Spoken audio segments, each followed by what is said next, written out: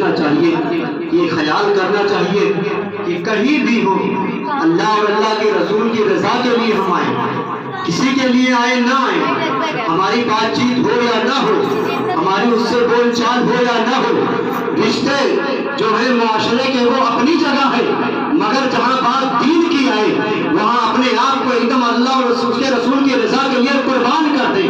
جس جگہ پر میلاد شریف کا انتظام ہو آپ ضرور وہاں تشریف لے لیں۔ اور آپ جانتے ہیں اللہ کے رسول کا فرمان عالی شان ہے، میرے آقا ارشاد فرماتے ہیں کہ جو شخص نیک محفلوں میں چل کر کے جاتا ہے، جتنے قدم وہ چلتا ہے اللہ اتنی نیکیاں عطا فرماتا ہے، اس کے عوض میں ایک قدم کے بدلے میں 10 نیکیاں عطا فرماتا ہے، اور اس کے 10 درجات بلند فرماتا ہے، اور اس کے 10 گناہوں کو مٹا دیتا ہے۔ ایسی محفل نہیں عام محفل جو آج ہم سمجھ بیٹھے ہیں، یہ بہت مقدس محفل ہے، اور ایسی محفلوں میں اللہ کے فرشتے بھی حاضر ہوا کرتے ہیں۔ سمجھ رہے ہیں آپ حضرات محترم؟ تھوڑا سکون سے بیٹھو۔ یہ ایصال ثواب کی محفل ہے۔ ایصال ثواب کہتے کس کو ہے معلوم ہے؟ جانتے ہیں حضرت ایصال ثواب کا مطلب کیا ہوتا ہے؟ کوئی جانتا ہے؟ آج جان لیں، بول دے سبحان اللہ۔ ایصال کے معنی ہوتے ہیں پہنچانا۔ ایصال کے معنی پہنچانا، یہ عربی کا لفظ ہے جس کے معنی ہوتے ہیں پہنچانا، اور ثواب مینس اجر ثواب جو اللہ کی طرف سے نیکی عطا کی جائے۔ ایصال ثواب مطلب ثواب پہنچانا، ایصال ثواب مطلب ثواب پہنچانا۔ اب ثواب کس کو پہنچایا جاتا ہے؟ زندوں کو بھی ہم ثواب پہنچا سکتے ہیں اور مردوں کو بھی ثواب پہنچا سکتے ہیں۔ اب لوگ یہ سوال کرتے ہیں کہ ایصال ثواب تو آپ کرتے ہیں، یہ ثابت کہاں سے ہے؟ ہم بارہا اس سوال کو دیکھتے رہتے ہیں کہ لوگ یہ سوال اٹھاتے ہیں کہ ایصال ثواب مردوں کا کرنا یہ جائز کہاں سے ہے، اور یہ جو ڈیگ اور فاتحہ کی جاتی ہے یہ جائز کہاں سے ہے؟ اس کو بھی سماعت کرتے ہوئے چلے۔ سن رہے ہیں نا؟ پریشان تو نہیں ہو رہے؟ بولے یا رسول اللہ، اللہ تعالیٰ سب کو سلامتی عطا فرمائے۔ محترم حضرات، میرے آقا کے پاس ایک صحابہ کرام جو ہے صحابی ہیں، اللہ کے رسول کے صحابی حاضر ہوتے ہیں۔ فداک امی و ابی یا رسول اللہ، یا رسول اللہ میرے ماں باپ پر قربان جائیں، میری ماں کا انتقال ہو گیا ہے، اور میں ایسا کیا عمل کروں جس سے میری ماں کو فائدہ پہنچے۔ نیک اولاد کی یہ نشانی دیکھیں آپ کہ نیک اور صالح جو اولادیں ہوا کرتی ہیں وہ تو جیتے جی اپنے ماں باپ کی خدمت کرتی ہیں، مگر ماں باپ کی دنیا سے چلے جانے کے بعد وہ خدمت کرنا بند نہیں کرتے، بلکہ وہ خدمت جیتے جی ان کی خدمت جو ہے پاؤں دبا کر کے ان کو راضی کر کے خدمت کر رہے ہیں، اور دنیا سے جانے کے بعد ایصال ثواب کی شکل و صورت میں وہ خدمت کر رہے ہیں۔ عرض کرتے ہیں یا رسول اللہ میری ماں کا انتقال ہو گیا ہے، میں کون سا ایسا عمل کروں جس کے ذریعے میری ماں کو فائدہ پہنچے؟ حدیث شریف ہے، بخاری شریف کی حدیث ہے، بہت معتبر اور مشہور حدیث پاک ہے۔ اللہ کے رسول کا فرمان عالی شان ہے، آپ ارشاد فرماتے ہیں کہ جاؤ اس محلے میں چلے جاؤ اور ایک کنواں کھدوا دو، اس محلے کے لوگوں کو جو ہے پانی کی پریشانی ہو رہی ہے، تم کنواں کھدوا دو اور اس میں سے پانی جو ہے فی سبیل اللہ کر دو کہ لوگ اس میں سے پانی پیے، اور اس کا جو ثواب ہو وہ میری ماں کے لیے ایصال ہو۔ جانتے لوگ آج ایصال ثواب پہ آواز اٹھاتے ہیں، اور یہاں اللہ کے رسول سے خود ثابت ہو رہا ہے۔ حدیث پاک میں کوئی اپنے پاس سے نہیں بیان کر رہا، بلکہ آج سے 1450 سال قبل پہلے میرے آقا کا فرمان علی شان ہے، میرے صحابہ جب تم کنواں کھدوا دو اور اپنی ماں کے نام اسے صدقہ جاریہ کر دو، قیامت تک جتنے لوگ پانی پیتے رہیں گے سب کو ثواب ملتا ہے، اور سب کا جو ثواب ہوگا اس کا ثواب جو ہے آپ کی والدہ کو پہنچتا رہے گا۔ آپ جانتے ہیں جب کنواں کھدوا کر کے تیار ہوا تو حضرت سعد رضی اللہ تعالیٰ صحابی رسول کا نام تھا حضرت سعد، حاضر ہوتے ہیں، یا رسول اللہ کنواں تیار ہے، میں چاہتا ہوں سب سے پہلے آپ اس کا پانی پیے۔ جس کنویں کا پانی رسول اکرم پی لیں وہ کنواں پھر کنواں نہیں آب کوثر سے بڑھ کے ہو جاتا ہے۔ جس پانی کو میرے آقا اپنے لبھائے مقدس سے لگا لیں، جس پانی کو میرے آقا اپنے زبان اطہر سے لگا کر کے زمین پر تھوک دے، وہ پانی اب پانی نہیں بلکہ آب کوثر میں نگاہ سے نگاہ ڈال کر کے باتیں کرنے لگتا ہے کہ تم کوثر ہو گئے اپنی جگہ پر، مگر میں نبی پاک کے زبان اطہر سے لگا ہوں۔ جانتے ہیں تو زبان مقدس کا معاملہ ہے. نبی کے پاؤں کے تلووں سے لگ گیا پانی. اگر میرے آقا کے قدم مبارک سے پانی لگ جائے تو وہ کوثر و تسنیم سے افضل ہو جایا کرتا ہے.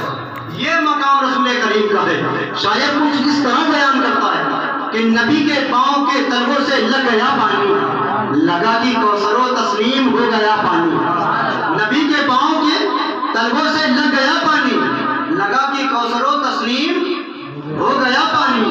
الہی خواب میں ایک بار ایسا ہو جائے, الہی خواب میں ایک بار ایسا ہو جائے, حضور کرتے وضو اور میں ڈالتا پانی, کرتے وضو اور میں ڈالتا پانی. حضرت محترم میرے آقا ارشاد فرماتے ہیں ایسی بات ہے تو چلو میں چلتا ہوں. آپ کنویں پہ تشریف لے جاتے ہیں اور جانتے ہیں سب سے پہلا جو پانی رسول کریم نے اس کنویں کا جو کوئی پیا ہے تو میرے آقا کی ذات پاک ہے. اور آپ پانی پی کر کے جب ہاتھ دعا کے لیے اٹھاتے ہیں اور جس کے لیے رسول اکرم دعا کرتے ہیں, پھر کسی دعا کی کیا ضرورت ہے اسے, جس کے لیے میرے آقا دعا کرتے ہیں, نبیوں کے تاجدار دعا کرتے ہیں, وہ نبی جن کے امتی ہونے کے لیے عیسیٰ علیہ السلام رشک کرے یا اللہ مجھے آقا کی امت میں پیدا فرما دے. اس کے لیے وہ نبی دعا کرتے ہیں جن کی امامت کے لیے تمام نبیوں نے صفے باندھی ہو. تمام نبی صفے باندھ کر کے مسجد اقصی میں انتظار کر رہے ہیں. میرے آقا پہلے سے نہیں پہنچے بلکہ تمام نبی معراج کی رات میں مسجد اقصی میں جا کر کے صف بنا کر کے بیٹھے ہوئے ہیں اور انتظار کر رہے ہیں, لوگوں کو درس دے رہے ہیں. ہم سب کا مقام اپنی جگہ ہے, مقتدی کا مقام اپنی جگہ ہے اور امام کا مقام اپنی جگہ ہے. آنے والا جو آ رہا ہے وہ کوئی اور نہیں بلکہ ہم سب کا امام بن کر, جس کے لیے نبیوں کا امام دعا کرے, جس کے لیے نبیوں کا تاجدار دعا کرتے اس کا مقام کیا ہوگا. میرے آقا ارشاد فرماتے ہیں اللہ ام سعد کی ماں کی مغفرت. یہ دعا کا معاملہ جو ہے یہ بہت عجیب و غریب ہوا کرتا ہے, دعا میں بہت طاقت ہوا کرتی ہے. آپ جانتے ہیں رسول کریم ارشاد فرماتے ہیں کہ دعا جو ہے وہ قسمتوں کو بدل کے دیا کرتی ہے. مردے کو دعا کرنا, اصحاب ثواب کرنا یہ کسی اہل غیرے سے نہیں بلکہ رسول کریم سے ثابت ہے. اتنا ہی نہیں, مردہ جب اس دنیا سے چلا جاتا ہے نا تو بھی ہم کو فائدہ پہنچا کر کے جاتا ہے. وہ اس دنیا سے جا چکا ہے, اس کی روح قبض ہو گئی ہے, اب وہ واپس آنے والا نہیں ہے. ہم سے سلام اور کلام نہیں کر سکتا ہے, ہم سے بات چیت نہیں کر سکتا, کوئی نیک عمل نہیں کر سکتا, مگر پھر بھی ہمیں فائدہ پہنچا رہا ہے. کس طریقے سے فائدہ پہنچا رہا ہے سمجھ, کس طریقے سے فائدہ پہنچا رہے ہیں سنتے ہوئے چلیے. جب کوئی جانے والا اس دنیا سے چلا جاتا ہے, جب کسی مومن بھائی کا انتقال ہو جاتا ہے تو اس کی میت کی خبر اس کی میت کی خبر جتنے لوگ سنتے ہیں سب کے زبان پر ایک ہی کلمہ جاری ہوتا ہے, انا للہ و انا الیہ راجعون. سمجھ, وہ تو گیا, دنیا چھوڑ گیا, مگر آپ کو قرآن پاک کی تلاوت کروا رہا ہے. اور رسول اکرم کا فرمانے علی شان ہے, میرے آقا ارشاد فرماتے ہیں جس شخص نے قرآن پاک کا ایک حروف بھی ادا کیا اس کو 10 نیکیاں عطا کی جاتی ہے, اس کو 10 نیکیاں عطا کی جاتی ہے. تو وہ انا للہ و انا الیہ راجعون جو جتنے لوگ پڑھتے ہیں ان سب کو تو نیکیاں ملتی ہی ملتی ہے, اس کا اجر تو ملتا ہی ملتا ہے, اس کے ثواب میں جتنی نیکیاں اکٹھا ہوتی ہے اس مردے کو بھی ثواب پہنچتا ہے. جانے والا دنیا سے چلا گیا مگر ہم کو کس قدر فائدہ پہنچا رہا ہے. اب اگر ہم غسل کے لائق نہیں ہیں تو پاکی حاصل کرتے ہیں وہ بھی ثواب ہمیں مل رہا ہے, وضو کرتے ہیں وہ بھی ثواب مل رہا ہے, میت کے گھر پہ پہنچتے ہیں حال خبر لیتے ہیں. میرے آقا کا فرمانے علی شان ہے, رسول کریم ارشاد فرماتے ہیں کہ جو شخص اپنے گھر سے نکل کر کے کسی میت کے گھر تک پہنچنے میں جتنے قدم وہ پیدل چلتا ہے ایک ایک قدم کے بدلے میں ایک ایک سال کا ثواب عطا فرمایا جاتا ہے. رسول کریم کا فرمان سنیں کہ ایک قدم بندہ جو چلتا ہے اپنے مومن بھائی کو دیکھنے کے لیے جو مردہ ہو چکا ہے تو ایک ایک قدم کے بدلے میں 1 سال نیکیوں کرنے کا ثواب عطا کیا جاتا ہے. یعنی آپ 1 سال تک عبادت کرتے رہیں, اللہ اور اس کے رسول کی رضا کے لیے عبادت کرتے رہیں, جتنا ثواب 1 سال میں آپ کو ملے گا اتنا ہی ثواب آپ کو کسی مومن بھائی کے جب مردہ جو ہو چکا ہے، جو اس دنیا سے جا چکا ہے، اتنا ہی ثواب اگر آپ اس کو دیکھنے کے لیے جاتے ہیں تب بھی آپ کو اتنا ہی ثواب ملتا ہے۔ جہاں بھی کسی مومن بھائی کا انتقال ہوا کرے تو آپ اپنے آپسی معاملات کو بھول جایا کریں، اپنے آپسی خاندان اور اس کے کیا کہتے ہیں تمام فضولیات کاموں کو بھول جایا کریں، اس خیال کے ساتھ اس کی تدفین میں، اس کے میت میں شامل ہوا کریں کہ اللہ ہمیں ایک ایک قدم پر ایک ایک سال کا ثواب عطا فرمائے گا، جان رہے ہیں۔ اور اللہ کے رسول کا فرمانے علی شان کیا ہے؟ میرے آقا ارشاد فرماتے ہیں کہ جب کوئی اپنے مومن بھائی کو کندھا دیتا ہے، یعنی آپ جب لے کر کے جو آپ گھر سے قبرستان کے لیے روانہ ہوتے ہیں، جب آپ کسی اپنے مومن بھائی کو کندھا دیتے ہیں تو اگر کندھا دینے والا نیک ہے اور جو میت میں ہے، جو مردہ ہو چکا ہے، جو دنیا سے جا چکا ہے، اگر وہ بد ہے تو اس نیک کی برکت سے اس گنہگار کی مغفرت ہو جائے گا۔ اگر کندھا دینے والا نیک پرہیزگار ہے، اللہ اور اس کے رسول کے بتائے ہوئے احکام کو ماننے والا ہے، تو اس کندھا دینے والوں کی برکت سے اس گنہگار میت کی مغفرت ہو جایا کرتی ہے۔ اور آگے میرے آقا ارشاد فرماتے ہیں، اور اگر کندھا دینے والے گنہگار ہیں، بد کردار ہے، اگر جو دنیا سے جان جا رہا ہے وہ کسی اللہ والا ہے، کوئی اللہ کا ولی ہے، اللہ کا نبی ہے، صالحین ہے، متقی ہے، پرہیزگار ہے، غوث ہے، قطب ہے، خواجہ ہے، یا کوئی بھی اللہ کا فرما بردار بندہ ہے، اگر جو جاننے والا جا رہا ہے وہ نیک اور صالح ہے اور کندھا دینے والا بد کردار ہے، گنہگار ہے، سیاہکار ہے، بد کردار ہے، تو اس نیک کی برکت سے اس کندھا دینے والوں کی مغفرت ہو جائے گا۔ یہ مقام ہے، یہ مردے ہم کو بہت فائدہ پہنچا رہے ہیں، اب اللہ کے ولیوں کی بات ہی دوسری۔ جب ایک عام مومن کی یہ شان ہے، ایک مومن بھائی جو اس دنیا سے جا رہا ہے وہ کچھ بھی نہیں ہے، صرف اللہ کا فرما بردار ہے اور اللہ کے حبیب کا امتی ہونے کے ناطے ہم کو اتنا فائدہ پہنچا رہا ہے، تو ہم کسی اللہ والوں کے اگر جنازے میں شامل ہوں گے تو ہماری زندگی بھی سنور جائے گی اور ہماری آخرت بھی سنور جائے گی۔ حضرات محترم، مثال ثواب میں ہوتا کیا ہے؟ لوگ آج ناجائز اور حرام کہہ دیا کرتے ہیں، معاذ اللہ رب العالمین۔ آپ ایمانداری سے بتائیں مثال ثواب میں ہوتا کیا ہے؟ قرآن کی تلاوت ہی تو پڑھی جاتی ہے، صبح سے آپ دیکھ رہے کیا پڑھا جا رہا ہے؟ کوئی فضولیات کام تو ہو نہیں رہا، کلمہ پڑھا جا رہا ہے، قرآن کی تلاوت کی جا رہی ہے، رسول اکرم کی نعت پاک پڑھی جا رہی ہے، اور وہ رسول جن کے بارگاہ میں فرشتے آنے کے لیے منتظر ہوا کرتے تھے کہ ہمیں زندگی میں ایک بار موقع مل جائے، سید الملائکہ حضرت جبریل امین ارشاد فرماتے ہیں کہ روز آنا صبح کے وقت اور روز آنا شام کے وقت میں آسمان سے 72,000 فرشتوں کو لے کر کے رسول اکرم کے اس روضہ اطہر کی زیارت کے لیے آتا ہوں، اور جس فرشتے کو ایک مرتبہ موقع مل جاتا ہے پھر زندگی میں اسے دوبارہ موقع ملنے والا نہیں، پھر زندگی میں اسے دوبارہ موقع نہیں ملتا۔ اس نبی کی نعت پڑھنا کوئی غلط کام ہے؟ کوئی غلط بات ہے؟ اگر امت مسلمہ اپنے آقا کی بڑائی کر رہی ہے، میرا آقا بڑائی کے لائق ہے تو اپنے آقاؤں کی بڑائی کر رہے ہیں، جن کے میں بڑائی کے لائق ہے ہی نہیں وہ اپنے آقاؤں کی کیا بڑائی کریں گے؟ ہم تو اپنے آقا کو کل بھی زندہ سمجھتے ہیں، آج بھی میرے آقا زندہ ہے، اور ہم اپنی زبان میں بھی بلکہ بریلی کے تاجدار کی زبان میں بولتے ہیں، تو زندہ ہے واللہ، تو زندہ ہے واللہ، میری چشم عالم سے چھپ جانے والے۔ اور بریلی کے امام نے ایسے ہی نہیں کہا، دیکھ کر کے کہا ہے، دیکھ کر کے کہا ہے۔ آپ جانتے ہیں کہ قرآن کریم جو موجود ہے یہ ایک سمندر کے مانند ہے، ایک سمندر کے مانند ہے جس کی گہرائی کا اندازہ نہیں لگایا جا سکتا۔ اب جو جتنا عقل مند ہوتا ہے، جس طریقے سے سمندر میں غوطہ خور ہوتے ہیں نا، آپ کو معلوم ہے، ہم کو معلوم ہے، سب کو معلوم ہے کہ سمندر کے اندر قیمتی موتی ہوا کرتی ہے، سب لوگ جانتے ہیں نا، قیمتی موتیاں ہوا کرتی ہیں۔ ہم جائیں نکال لائیں، ہم بھی امیر ہو جائیں، پیسے والے ہو جائیں، مگر نہیں نکال سکتے، اس لیے کہ سب کے پاس عقل اور شعور نہیں ہے نکالنے کا، سب کے پاس وہ طریقہ ہی نہیں ہے کہ سب اس موتی کو نکال لیں۔ وہ چند حضرات ہی ایسے ہوا کرتے ہیں جو غوطہ خور کی شکل میں سمندر کی تہ تک جاتے ہیں اور کوئی قیمتی موتی کو نکال کر کے لاتے ہیں۔ اب جس کی کیا کہتے ہیں جتنی اندر تک رسائی ہوتی ہے، جس کی قوت و طاقت جتنی اندر تک جانے کی ہوتی ہے، وہ اتنی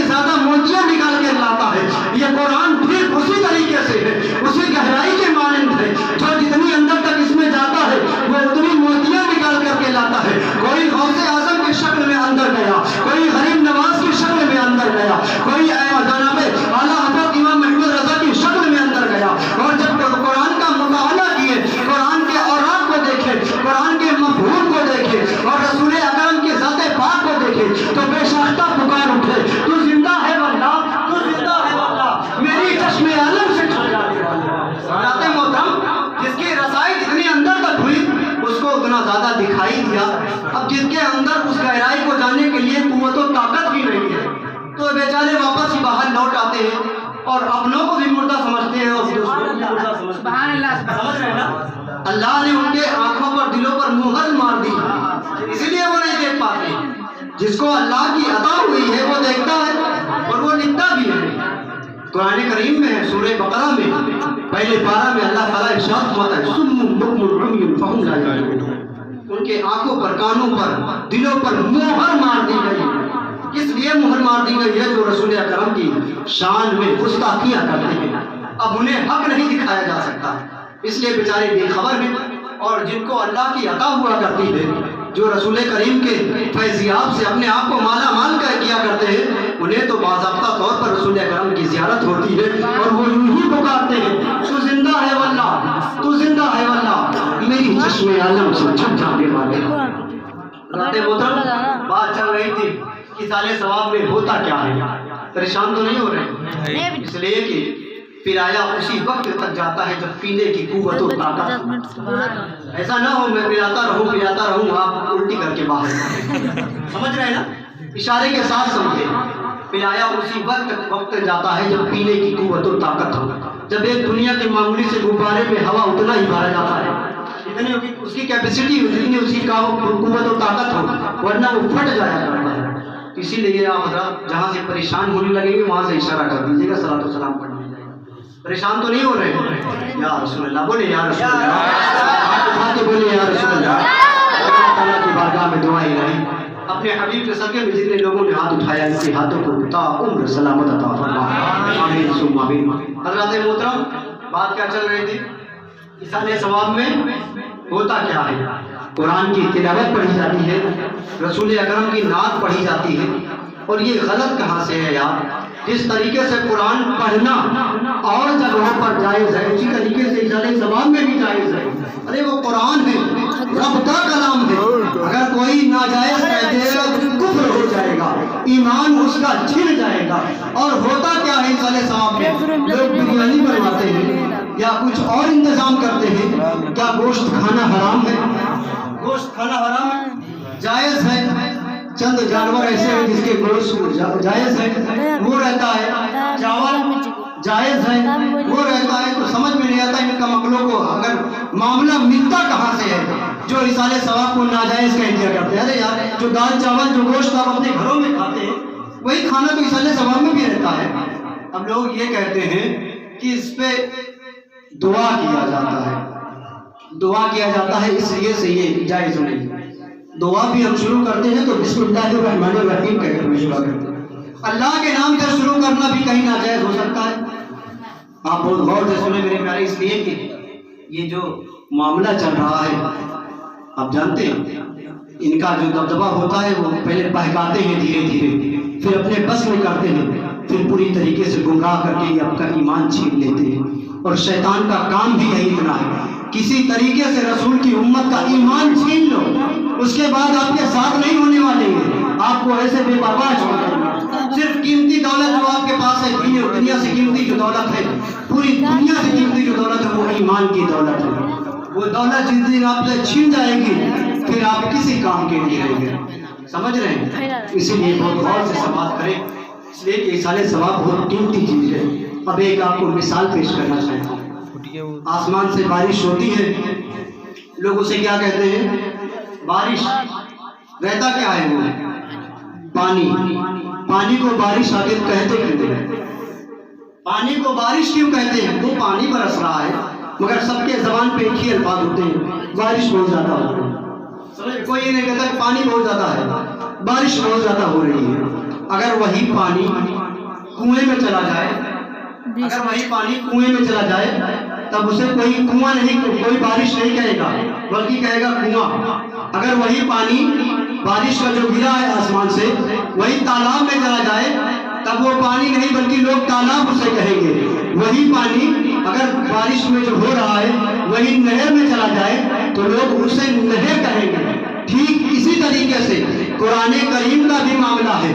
پانی جو ہے وہ آسمان سے بارش ہو رہی ہے، پانی ایک ہی ہے، صفات الگ الگ ہے، اس کا معاملہ الگ الگ ہے، اس کا جو ہے طور طریقہ جو ہے وہ بدل جا رہا ہے۔ اگر وہ تالاب میں چلا جائے تو تالاب کہلاتا ہے، نہر میں چلا جائے تو نہر کہلاتا ہے، اور اگر وہ کنویں میں آ جائے تو کنواں کہلاتا ہے۔ اسی طریقے سے قرآن کریم کو اگر ہم مثال ثواب کی محفل میں پڑھیں تو مثال ثواب کہتے ہیں، کسی اللہ والوں کے عرس میں پڑھیں تو اسے عرس کہتے ہیں، میلاد میں پڑھیں تو اسے میلاد کہتے ہیں۔ ہے قرآن ہی، صرف شکل اور صورت اس کی بدل گئی ہے اور کچھ نہیں ہے مثال ثواب میں۔ ٹھیک اسی طریقے سے وہی قرآن مقدس ہے، وہی اللہ کا فرمان ہے۔ ہم کسی قرآن خوانی میں پڑھ رہے ہیں تو اسے مثال ثواب کہہ دیا کرتے ہیں، کسی اللہ والے کے عرس میں پڑھتے ہیں تو اللہ والوں کا عرس کہہ دیا کرتے ہیں، کہیں میلاد میں پڑھی جائے تو میلاد کہہ دیا کرتے ہیں۔ یعنی قرآن ایک ہی ہے، پڑھنے کا طریقہ بھی ایک ہی ہے، بس قسم الگ الگ ہے۔ اسی طریقے سے محترم حضرات، مثال ثواب کی محفل ہم اسی لیے سجاتے ہیں کہ اللہ والوں کے نام سے اللہ والوں کو اپنا وسیلہ بنا کر کے اپنے مومن بھائی کی مغفرت کرا سکے۔ اور جانتے ہیں جب کسی مومن کے جنازے میں 40 مومن، 40 اللہ کے رسول کا فرمان ہے، حدیث پاک کا مفہوم ہے کہ کسی کے جنازے میں 40 مومن اگر حاضر ہو جائیں تو ان کے برکت سے اللہ مومن کی مغفرت فرما دیتا ہے۔ کی برکت سے، ان کے حاضر ہونے سے اللہ تمہارے اس مومن بھائی کی مغفرت عطا فرما دیتا ہے۔ اور یہ جو نماز جنازہ ہے یہ فرض علی الکفایہ ہے، یعنی پوری بستی میں کوئی ایک بھی ادا کر لے تو سب ذمہ بری ہو جاتے ہیں، اگر کسی نے نہیں ادا کیا تو سب گنہگار ہوتے ہیں۔ حضرات محترم، جہاں بھی آپ سنیں کہ کسی مومن بھائی کا انتقال ہوا ہے، آپ اپنے رشتے ناطے کو بھول جایا کریں۔ اگر آپسی کوئی رنجش ہے تو اس کو بھی بھول جایا کریں، آپسی وواد کو، آپسی مختلف جو ہے اس کو سب بھول جایا کریں، مخالفت کو، اور جتنا ہو سکے اپنے مومن بھائی کے جنازے میں شرکت کیا کریں، اس لیے کہ ہم اس کے جنازے میں شریک ہو کر کے اس کے اوپر احسان نہیں کریں گے، بلکہ قسمت ہماری بدل جائے گی، مقام ہمارے بلند ہو جائیں گے، اللہ کی رضا ہمیں حاصل ہوگی، اس مومن بھائی کے صدقے میں اللہ ہماری بھی مغفرت عطا فرما دے گا۔ تو ہم اپنی زندگی کا یہ معمول بنا دیں کہ اپنے گاؤں میں، اپنے گاؤں کے قرب و زوار میں یا کہیں رشتے دار میں، عزیز و اقربا میں، جہاں بھی کسی کے مومن کا انتقال ہو ہم وہاں جائیں، اس کی حال خبر لیں، اس کے جنازے میں شریک ہوں، نماز جنازہ ادا کریں اور اس کے لیے دعائیں مغفرت کریں۔